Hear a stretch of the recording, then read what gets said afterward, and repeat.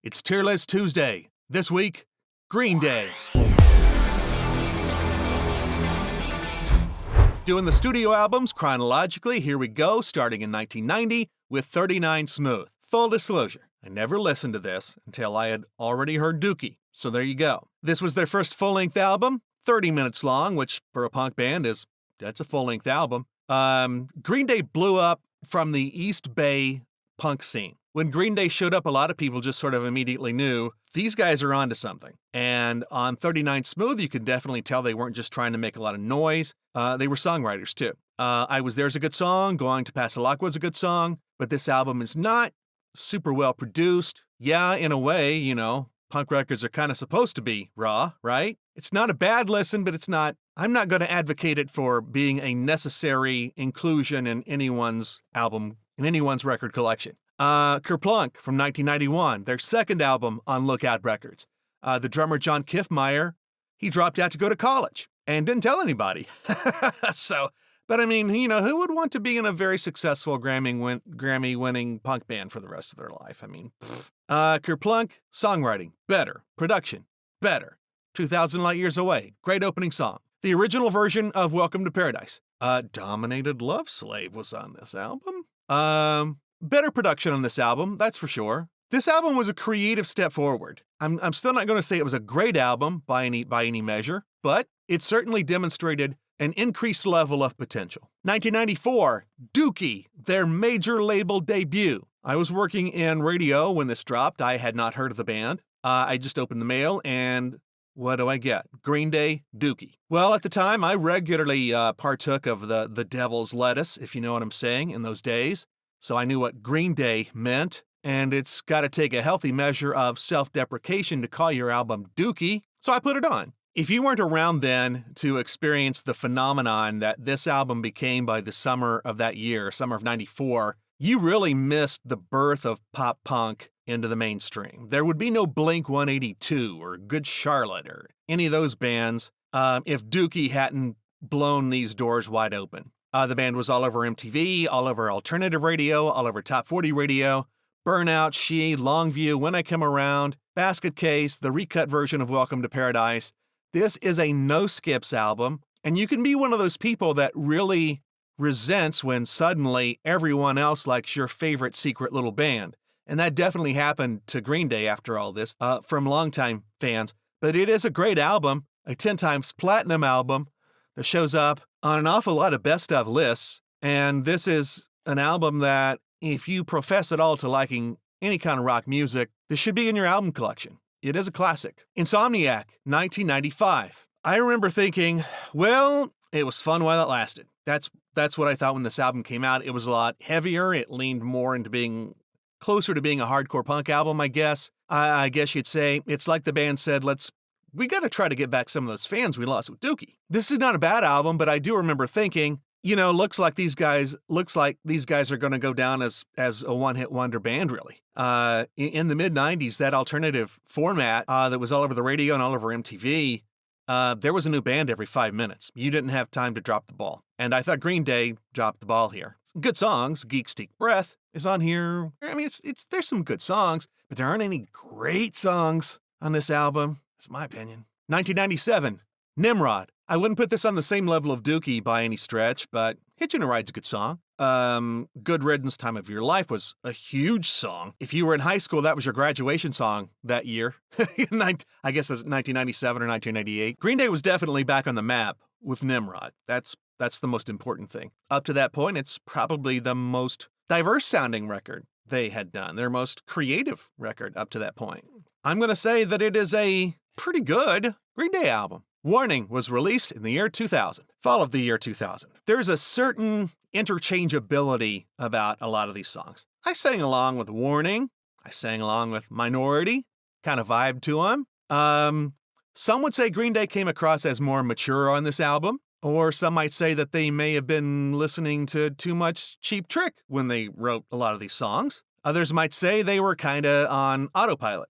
This is another album with some good, but not really any great songs. American Idiot, 2004. So the story goes.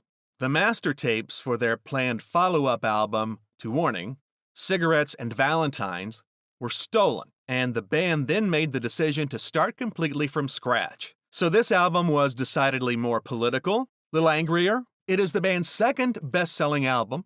The title track was a big hit. Boulevard of Broken Dreams won the Grammy for Record of the Year, not just Rock Record of the Year, anything like that. It was Record of the Year at the Grammys. Holiday, Jesus of Suburbia, Wake Me Up When September Ends. Are We the Waiting? Definitely a high-water mark for the band and should be a mandatory part of your music collection. 5 years later, 2009, 21st Century Breakdown. Is it just me, or is this album really American Idiot Part 2? It is also a concept album. It is also a rock opera. A lot of political vibes. So that must mean that they found the formula they were going to do the same thing again, that this is sort of a cheap knockoff, right? No, it's actually a pretty strong album. Not as many big hits per se, but East Jesus Nowhere, Know Your Enemy, 21 Guns. It was their first album to actually go to #1 on the album chart, believe it or not. It's also their longest album, 70 minutes, which might be the rub for me. I just think punk albums, records like this, 70 minutes is a bit of a haul. But that's probably the only rub for me. This is still a great album. It was well received. That's for sure. It was well received in its day. In 2012, the first of 3 albums released over a 4-month period. Uno. The band named them sequentially. There was Uno, then there was Dos, then there was Trace. The band named them sequentially, I guess, so, a year later, if you decide to listen to them, you wouldn't accidentally listen to them in the wrong order. Oh Love was a decent song. I thought Kill the DJ was the best song on the album. These both preceded the album, so I thought this whole 3-album thing they're about to do might be pretty good. Green Day does like to experiment a little bit here and there. They were certainly experimenting with the idea of dropping 3 albums in a short amount of time. Uno is not a bad album, but I wouldn't say it was in any way special. Releasing the 3 albums was the experiment, not the music itself, so that's how I feel about that. A few weeks later, Dos is released. Stray Heart is all right. Cool that there's a ballad, really, about Amy Winehouse on the album. It's sort of jazzy almost. You can tell that the band really liked her. So they get points from me for liking Amy Winehouse. But this album overall is, I don't know. It's kind of, that's where you're going to go. Sorry.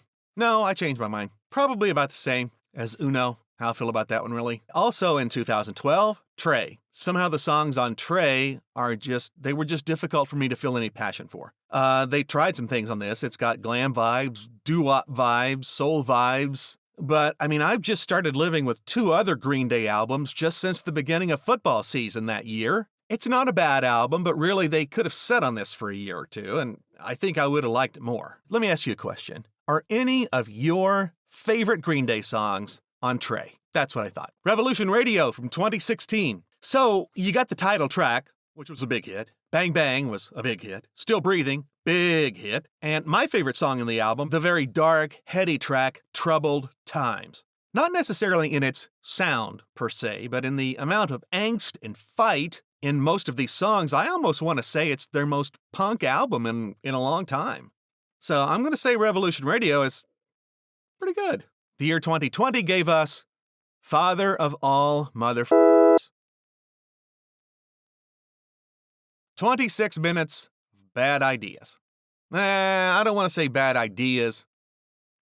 Just not very well realized ideas. Just no. I kind of wish somebody had stolen the master tapes for this album. 2024, Saviors. The saviors in this case are the songs themselves. I'm thinking after Father of All Motherf, someone had to sit down with these guys, or maybe they were just old enough, wise enough to realize themselves, maybe get back to basics. And I really feel like they did a really great job on this album. You got The American Dream Is Killing Me, banger. 1981, banger. One-Eyed Bastard, banger. Bobby Sox, banger. Corvette Summer, banger. Strange Days Are Here to Stay, banger. Strange Days Are Here to Stay. Did you think that was Basket Case Part 2 when it first kicked in? Father to a Son. Saviors is their best album since 21st Century Breakdown. Some might argue that it's better than 21st Century Breakdown. I'm not sure I'm going to go that far. I'm not sure that it's going to go on on an all-time classic tier. If after 21st Century Breakdown, you heard some of these other albums and you were like, man, I'm not feeling it. If you haven't listened to Saviors, stream it and strongly consider adding it to your physical media collection if you have a physical media collection. So that's Tier List Tuesday. Green Day.